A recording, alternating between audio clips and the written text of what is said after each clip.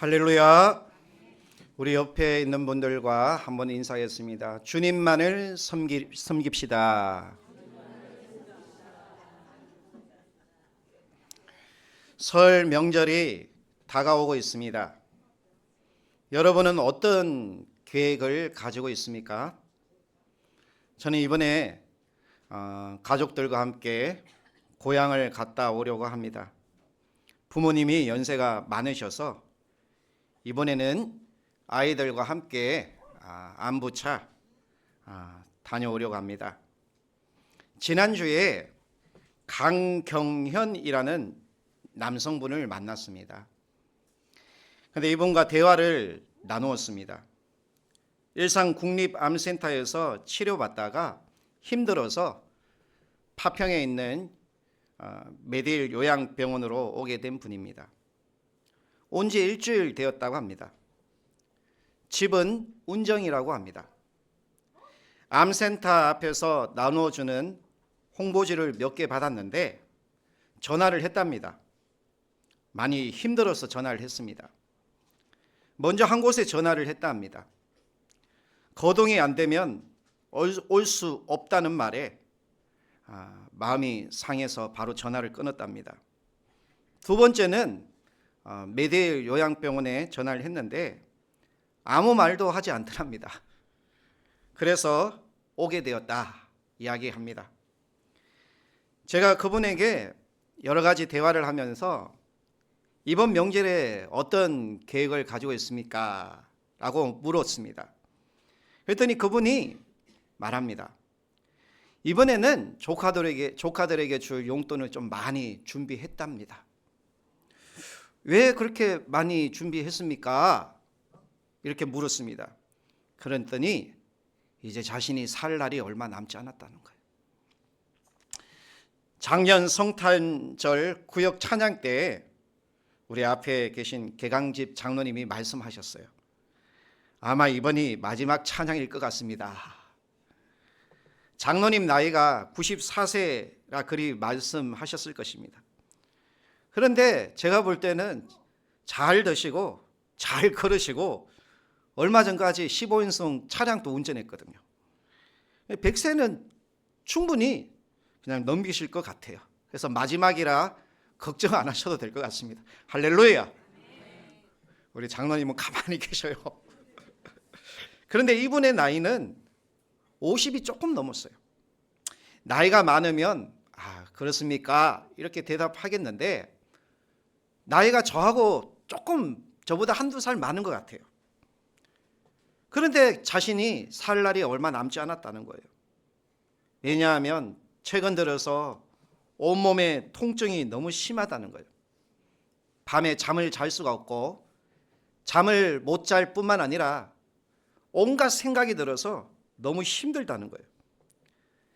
5년 6개월 전에 간암을 판정받았답니다. 근데 아무런 정세가 없었대요. 그래서 그냥 건강검진을 받고 이렇게 엑스레이 CT를 안 하려고 하다가 아무 증상이 없으니까 그냥 병원에 가서 검사를 했는데 의사가 깜짝 놀라더라는 거예요. 간암인데 벌써 4기가 되었고 지름이 11cm예요. 그래서 수술을 했답니다. 한동안 괜찮았대요. 그런데 재발을 해서 5년 6개월 동안 투병 중이라는 거예요. 최근에는 뼈가 쓰리고 양쪽 어깨가 너무 아프다는 거예요. 젊었을 때 벌어놓았던 돈을 암 치료비로 다 사용했다는 거예요. 그래서 제가 물었어요. 아니 암에 걸리면 정부에서 95% 지원이 되지 않습니까? 물었더니 그렇지 않다는 거예요. 대부분 항암제가 몸에 맞지 않으면 비급여로 항암을 맞아야 된다는 거예요. 그러면 그 항암을 받는 비용이 장난이 아니다라는 거예요. 그래서 자기 아내도 일을 하고 있는데 힘겹게 지금 살아가고 있다는 거예요. 젊었을 때 벌어놓았던 돈을 다 사용했다는 거예요. 이제는 돈도 없고 이제는 몸도 아프다는 거예요. 이분은 제가 목사인지 몰라요. 제가 물었습니다. 종교가 있습니까? 예수 믿으세요 이러면은 좀 표시가 나잖아요. 그래서 종교가 있습니까? 이렇게 물어요. 그랬더니 없다는 거예요. 그래서 제가 그랬어요. 그 몸이 그렇게 아픈데 종교를 좀 가져보면 어떻겠습니까? 이렇게 물었더니 그분이 고개를 끄덕끄덕 하면서 이제는 가져보려고 한다는 거예요. 이제는. 예전에 숙모님이 교회를 다녔다는 거예요. 근데 자기에게 그렇게 교회를 오라고 했답니다. 교회에 와서 그냥 좀 앉아만 있어 달라고 그렇게 부탁을 했는데도 가지 않았다는 거예요. 그때에는 자신이 힘이 있고 돈이 있으니까 얼마든지 자기 힘과 돈을 가지고 아니 뭐 하나님 없이도 살 수 있을 것 같으니까 그렇게 거부했다는 거예요. 그런데 그 숙모님이 이제는 나이가 들어서 돌아가셨다는 거예요. 그런데 이제는 자신이 힘이 없다고 돈이 없다고 교회 가면 좀 부끄럽지 않느냐 이런 생각을 하고 있더라고요. 그래서 내가 그랬어요. 당신은 참 선한 양심을 가지고 있습니다. 사람은 다 죄인입니다.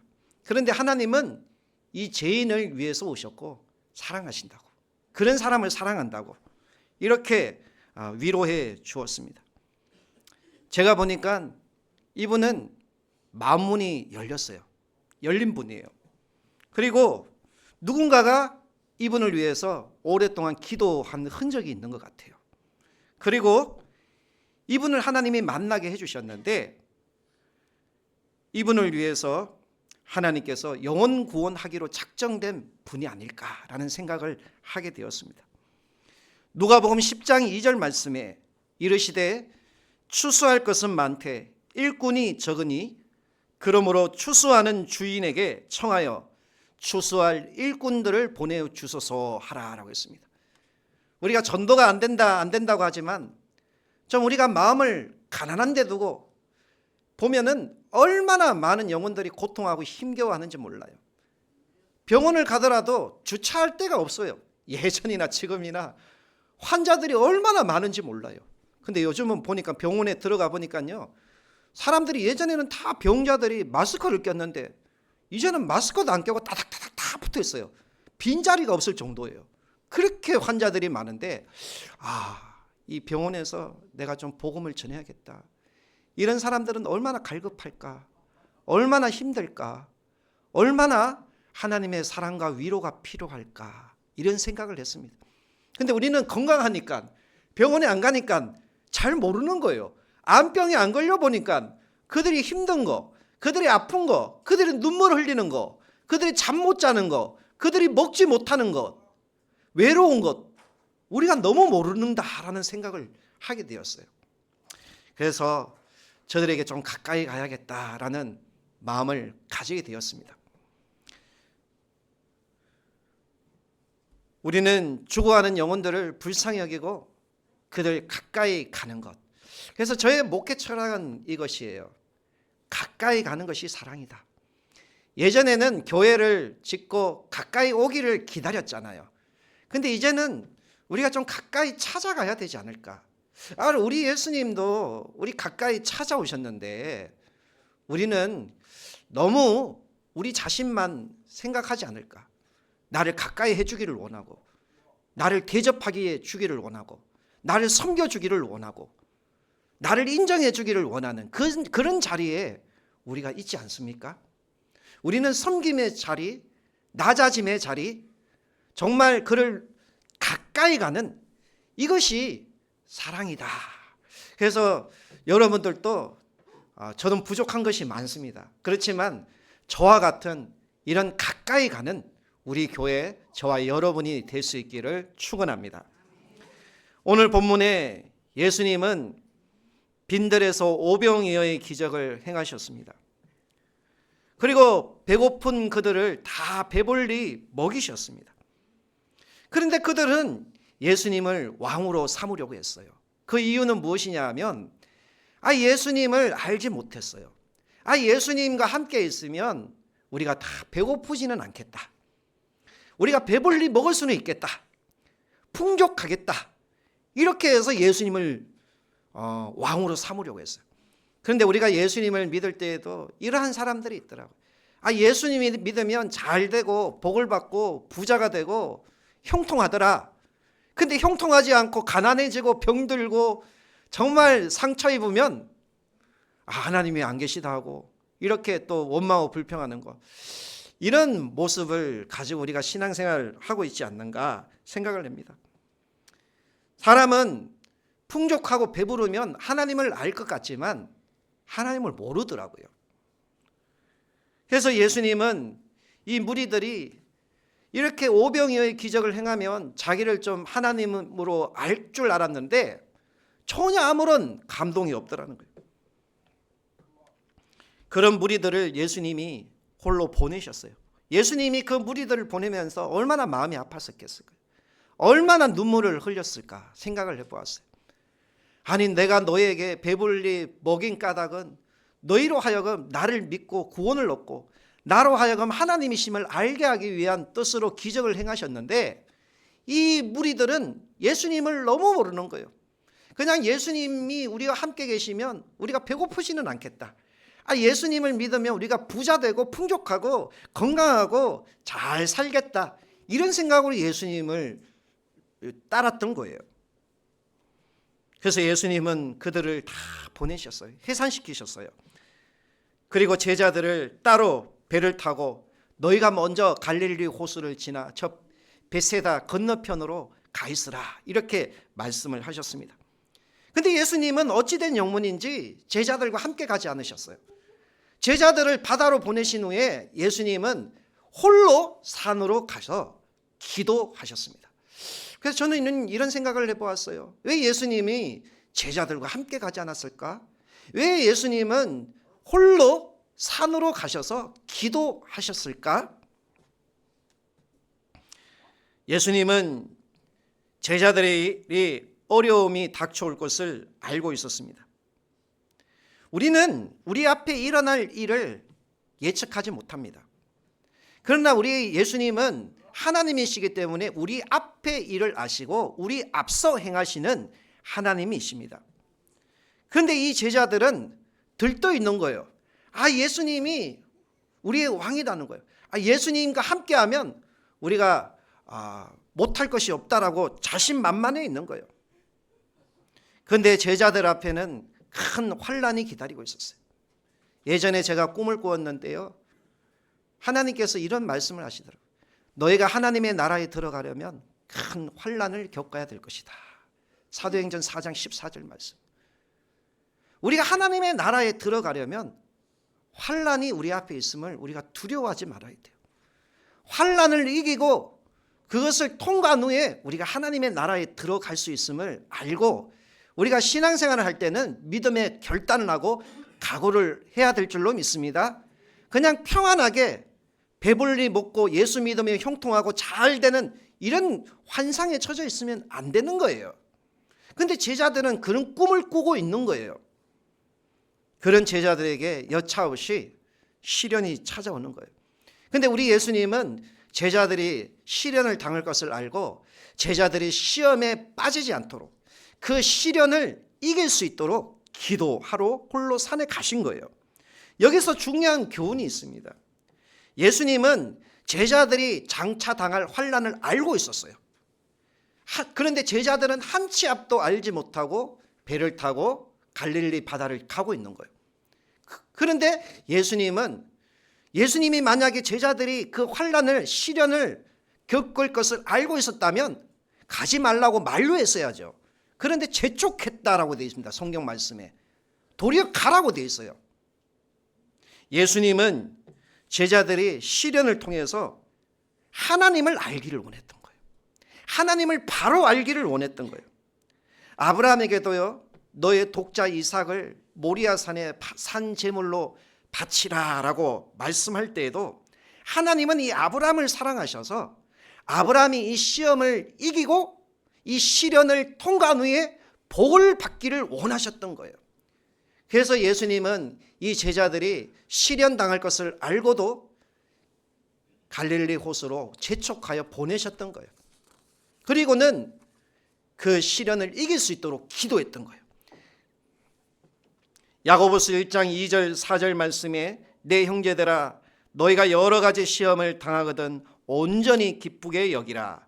이는 너희 믿음의 시련이 인내를 만들어내는 줄 너희가 알미라. 인내를 온전히 이루라. 이는 너희로 온전하고 구비하여 조금도 부족함이 없게 하려 함이다 라고 했습니다. 여러분 앞에 시련이 있고 시험이 있을 때 어떻게 하라고 했습니까? 야고보 사도는요, 기뻐하라고 했습니다. 기뻐하라고 했어요. 왜냐하면 그 시련을 통해서 우리의 믿음이 성장한다는 것을 알기 때문이에요. 시련을 통해서 우리의 삶에 여러 가지 불순물들이 제거되고 정금 같은 믿음의 사람이 된다는 걸 알기 때문에 그 시련을 온전히 인내하면서 견디고 이겨라는 거예요. 그래야지 너희가 부족함이 없는 믿음의 사람이 된다는 것을 우리에게 말씀하고 있는 거예요. 그런데 이 제자들은요, 갈릴리 바다를 지나가는데 갑자기 풍랑을 만났어요. 그런데 그 이유를 알지 못합니다. 그냥 우연이라고 할 수 있는 거예요. 그러나 그 풍랑 속에는 하나님의 뜻이 있는 거예요. 본문의 풍랑을 만난 제자들이 어떻게 시련을 통과할 수 있었을까요? 지금 제자들은 한 치 앞도 알지 못하는 바다를 항해하고 있습니다. 그러다가 고난을 당합니다. 24절에 보니 배가 이미 육지에서 술이나 떠나서 바람이 거슬림으로 물결로 고난을 당하더라 라고 했습니다. 하나님께서는요, 때때로 우리를 잔잔한 물가로, 실만한 물가로 인도하실 때도 있지만 거센 물결, 풍랑, 고난 속으로, 그리고 이 광야와 같은 곳으로 우리를 인도할 때도 있다는 거예요. 예수님을 따르는 당시의 제자들도 마찬가지였습니다. 오병이어의 기적을 경험하고 은혜가 넘쳤다고 생각했습니다. 그때 바로 거센 풍랑을 만난 거예요. 제자들은 거의 어부 출신입니다. 그래서 바다에 대해서는 전문가입니다. 자신만만해했습니다. 이 바다는 자신들에게는 놀이터와 같은, 일상과 같은 그런 익숙한 곳이었습니다. 그래서 이 바다를 건너는 것쯤은 식은 죽 먹기였습니다. 예수님 없이도 충분히 할 수 있는 일이었습니다. 그런데 그들이 항해를 할 때 처음에는 순탄했습니다. 바닷물도 잔잔했습니다. 그런데 변수가 생긴 거예요. 자신의 의도와 자신의 생각과 다르게 문제가 생겼다는 거예요. 항상 문제는 자신의 뜻과 다르다는 거예요. 자신의 생각과 다르다는 거예요. 자신의 의도한 것과는 다를 때 문제가 되는 거예요. 그래서 자신의 뜻, 자신의 생각대로 문제가 되지 않으면 그것이 문제가 되는 것입니다. 그래서 우리는 이런 생각들, 이런 마음들 하나님께 맡길 수 있어야 돼요. 얼마 전에 우리 송정숙 집사님도 오늘 힘들게 오늘 교회를 오셨는데요, 교통사고를 당하셨어요. 제가 깜짝 놀랐습니다. 아마 우리 집사님이 얼마나 놀랐을까요? 왜냐하면 자신이 지금 차선을 바르게 운전을 하고 있습니다. 그런데 갑자기 차가 나타난 거예요. 역주행차예요. 역주행차가 달려들어서 자신의 차와 마주보면서 달려오는 겁니다. 순간적으로. 얼마나 놀랐겠습니까? 이렇게 그러나 크게 다치지 않았습니다. 하나님이 은혜를 주신 것 같아요. 그런데 차는 폐차를 했습니다. 인생은 자신이 바로 산다고 잘 사는 것이 아닙니다. 늘 변수가 있는 것입니다. 전문가라고 해서 폭풍이 없는 것도 아닙니다. 익숙하다고 문제가 안 되는 것도 아닙니다. 그들은 폭풍 가운데 힘겨운 싸움을 하고 있습니다. 지금 폭풍 가운데 헤매고 있는 시간이 25절에 보니 사경이라고 되어 있습니다. 3시부터 6시까지가 사경입니다. 새벽. 그래서 이들을 적어도 한 9시간 정도를 사투를 하고 있는 거예요. 수리 정도를 가는데. 단순히 2km, 3km 지금 배를 움직이는데 9시간을 사투를 하고 힘겹게 노를 젓고 있는데도 거센 파도로 인하여서 앞으로 나아갈 수 없는 거예요. 지금 제자들은 왜 이런 고난이 찾아왔는지 알지 못합니다.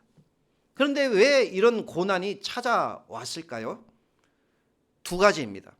첫 번째는 신앙의 훈련입니다. 여러분, 하나님 반드시 우리를 하나님의 백성 삼으시기 위해서 우리를 훈련시킨다는 거예요. 고난을 주는 겁니다. 제자들에게도 고난을 주는 거예요.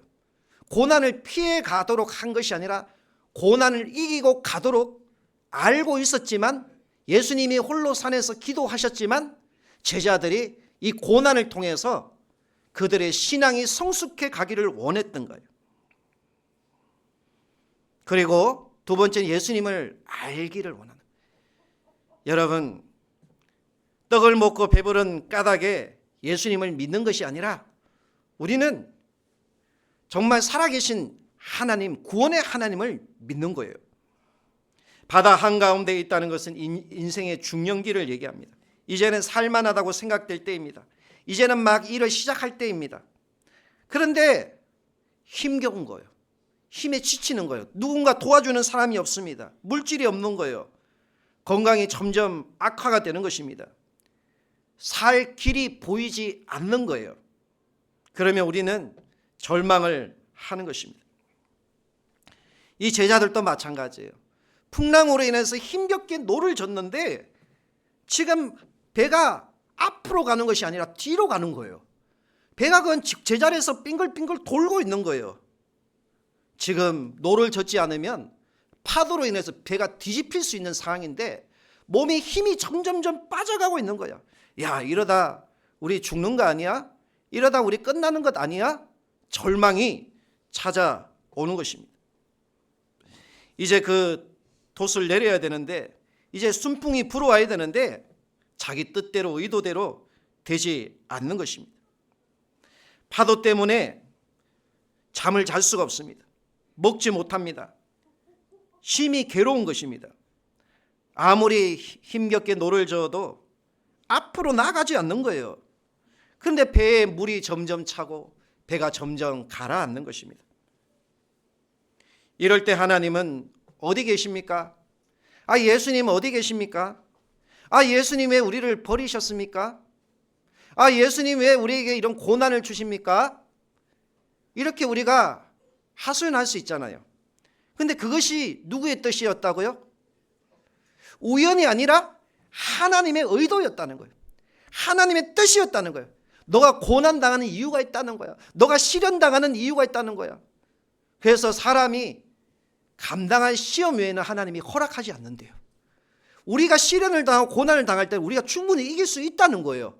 그런데 사람은 그 시련 때문에 하나님을 원망하고 그리고 이렇게 믿음 없이 하나님을 의심한다는 거예요. 하나님이 우리에게 감당할 수 있는 고난, 시련만 주심을 믿으시기 바랍니다. 그럴 때는 우리가 예수님을 알고 이겨나가야 돼요. 이기라고 준 시련은 이겨야 돼요. 그런데 이기지 못하고 우리가 넘어지면 안 되잖아요. 이길 수 있는 은혜가 있기를 축원합니다. 오늘 본문의 제자들처럼 힘겨운 분이 있습니까? 아, 예수를 믿으면 다 배부르고 형통하고 풍족하고 좋은 일만 생길 줄 알았는데 왜 이렇게 마음이 힘들고 물질이 힘들고 되는 일이 없고 정말 예수 믿고 난 뒤에 더 힘든 것 같다라고 생각하는 분이 계십니까? 아, 힘겹게 좀 인생을 열심히 살면 수고한 대로 좀 대가를 받고 좀 이렇게 하나님이 복을 주셔야 되는데 왜 이런 시련이 찾아올까 의심하는 분이 있습니까? 아, 교회에서도 열심히 봉사를 하면 좀 하나님도 인정해주고 사람도 자기를 좀 인정해주고 좀 이렇게 대접해줘야 되는데 너무 몰라주는 거예요. 이렇게 사람 때문에 상처 입은 분들이 있습니까? 이런 절망과 죽음의 위기를 우리가 어떻게 극복할 수 있을까요? 제자들도 이런 마음을 가졌는데 어떻게 이런 절망과 위기를 극복했을까요? 첫 번째는 예수님을 바로 알아야 돼요. 여러분, 우리가요 예수님을 안다고 다 아는 게 아니더라고요. 하나님을 안다고 다 아는 게 아니에요. 여러분, 신천지 보십시오. 하나님 너무 잘 알아요. 믿음 너무 좋아요. 그들 대화해 보면요 하나님밖에 없다는 거예요. 하나님 외에는 시간을 다른 데 설 수가 없어요. 그래서 일주일에요 3번 4번씩 교육받아요. 교육받고 또 자기들이 포섭해가지고 그 사람들과 함께 하루 종일 교육을 받아요. 얼마나 열심히 있는지 몰라요. 그런데 물어보면요 하나님밖에 없다는 거예요. 하나님, 오직 하나님밖에 없다. 그런데 여러분 생각해 보십시오. 그들의 신앙이 바른 신앙입니까? 그들이 알고 있는 예수가 바른 예수예요? 그들이 믿는 하나님이 바른 하나님입니까? 그래서 여러분 신앙은요 관계예요. 신앙에 있어서 가장 중요한 것은 바른 관계를 갖는 거예요. 바른 관계. 얼마나 많은 이단들이 하나님을 알고 그들이 얼마나 기도를 많이 합니까? 금식도 해요. 말씀을 달달달 외워요. 말씀에 대한 지식이 얼마나 많은지 몰라요. 그런데 여러분 그들이 구원을 받을까요?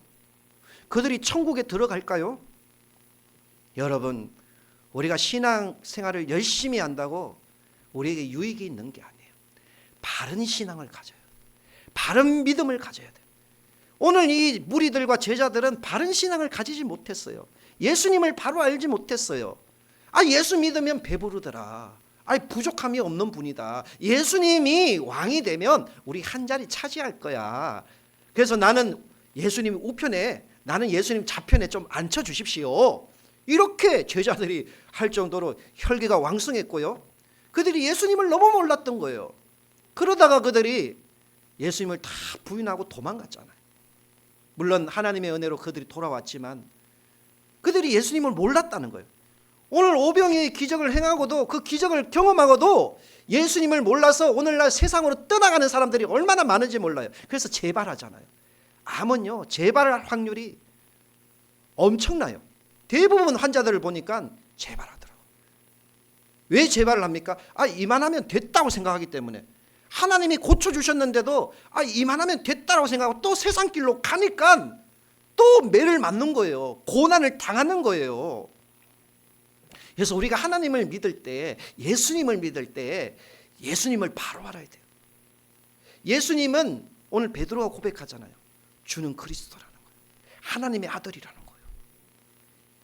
예수님. 그리고 우리가 예수님을 알면요 예수님처럼 십자가 지는 삶을 살아가는 거예요. 십자가가 뭐예요 여러분? 그리스도와 함께 고난을 받고 그리스도와 함께 부활에 이르는 거예요.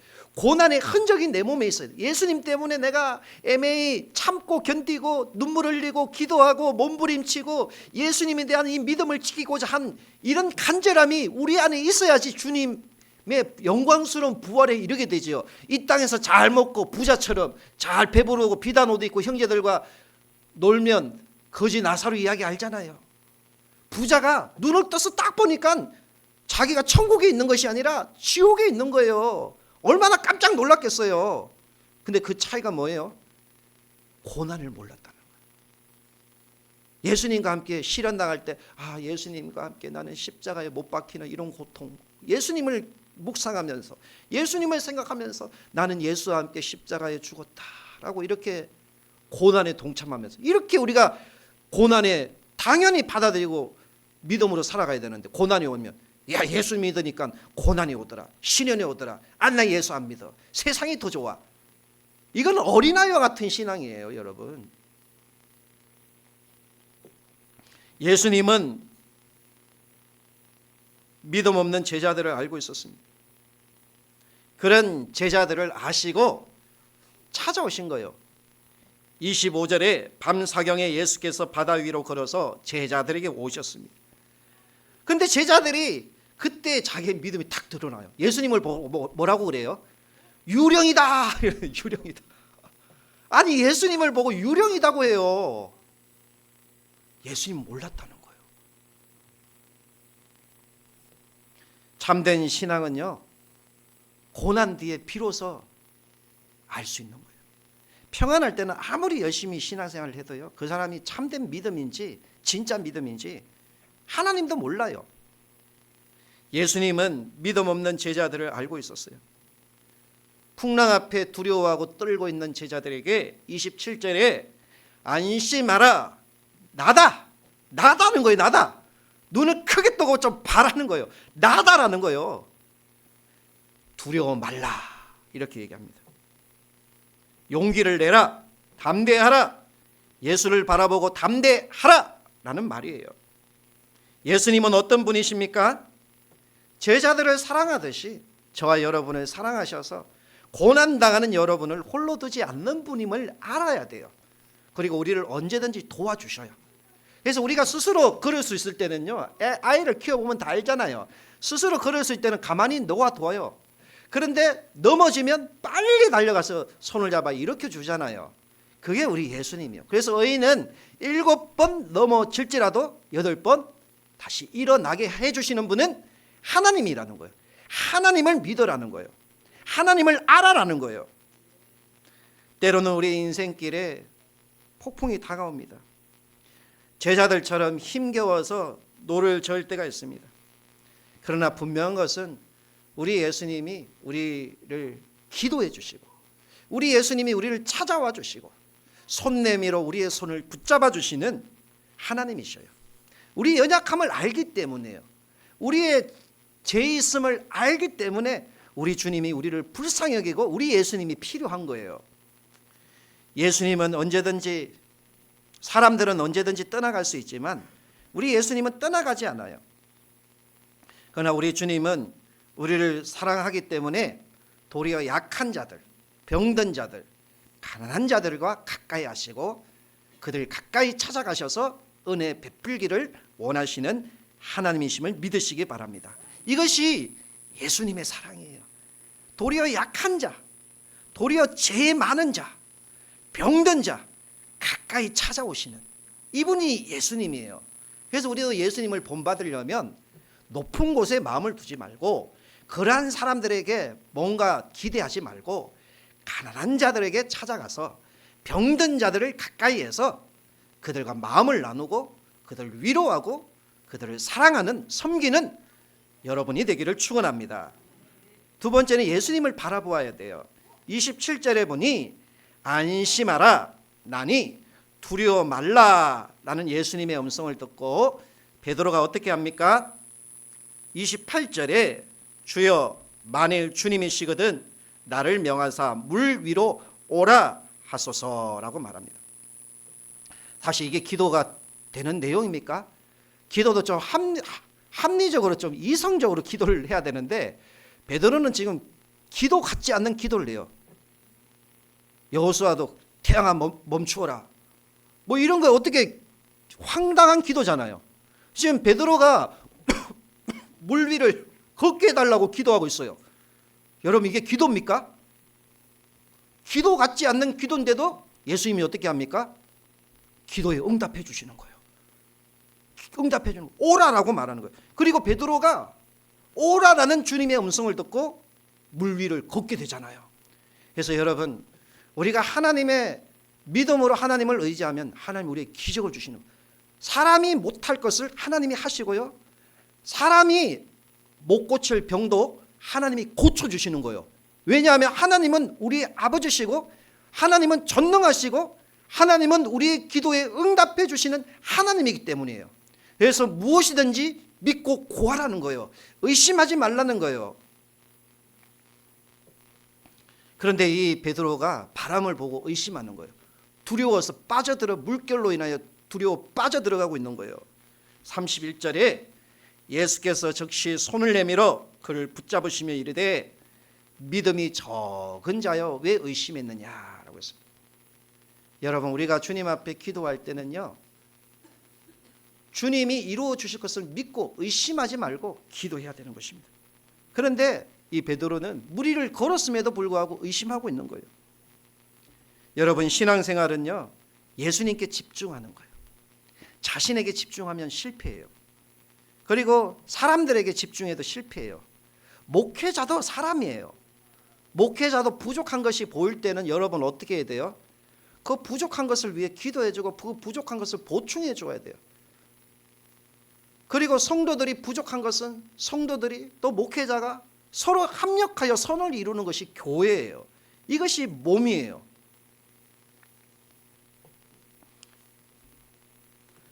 우리 예수님께 집중할 때 우리가 하나님의 은혜를 입는 거예요. 마지막으로 세 번째 예수님을 배에 모셔야 됩니다.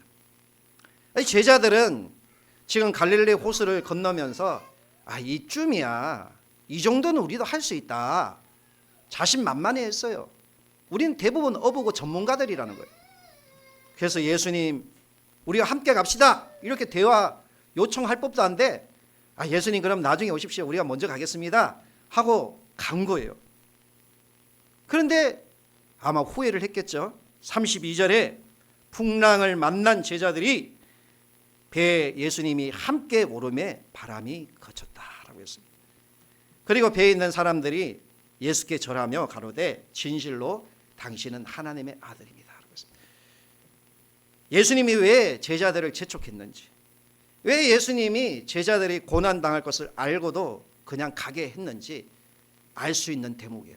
그 이유가 무엇입니까? 제자들로 하여금 그 고난을 통과한 후에 예수님을 하나님의 아들로 알게 하기 위함이었어요. 여러분, 고난은 우리에게 유익이 있습니다. 우리가 이 고난을 통해서 하나님을 알게 되는 거예요. 고난을 통해서 우리의 믿음이 성숙해 가는 것입니다. 예수님을 바로 알고 예수님을 나의 인생의 배에 모실 때 바람이 거쳤다는 거예요. 여러분, 그 예수 그리스도를 온전히 내 인생의 배에 모시고 주님과 함께 살아가는 저와 여러분이 되기를 축원합니다. 우리 찬양하겠습니다.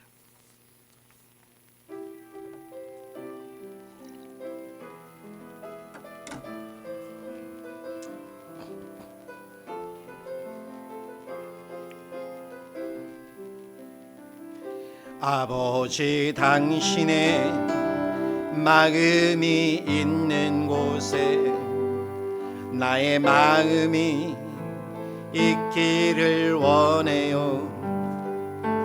아버지, 당신의 눈물이 고인 곳에 나의 눈물이 고이길 원해요. 아버지, 당신이 바라보는 영혼에게 나의 두 눈이 향하길 원해요. 아버지, 당신이 울고 있는 어두운 땅에 두 발이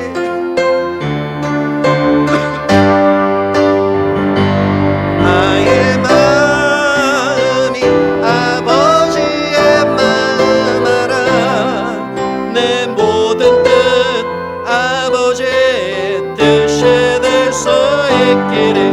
나의 온몸이 아버지의 마음 알아. 내 모든 삶 당신의 삶 되게. 아버지, 당신의 마음이 있는 곳에 나의 마음이 있기를 원해요. 아버지, 당신의 눈물이 고인 곳에 나의 눈물이 고이길 원해요. 아버지, 당신이 바라보는 영혼에게 나의 두 눈이 향하길 원해요. 아버지, 당신이 울고 있는 어두운 땅에 나의 두 발을 향하길 원해요. 나의 마음이 아버지의 마음 알아. 내 모든 뜻 아버지의 뜻이 될 수 있게. 나의 온몸이 아버지의 마음 알아. 내 모든 삶 당신의 삶 대 나의 마음이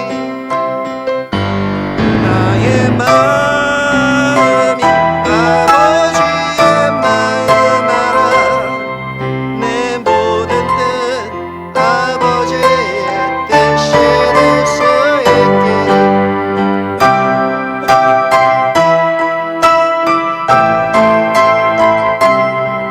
내 모든 삶 당신의 삶 되기를.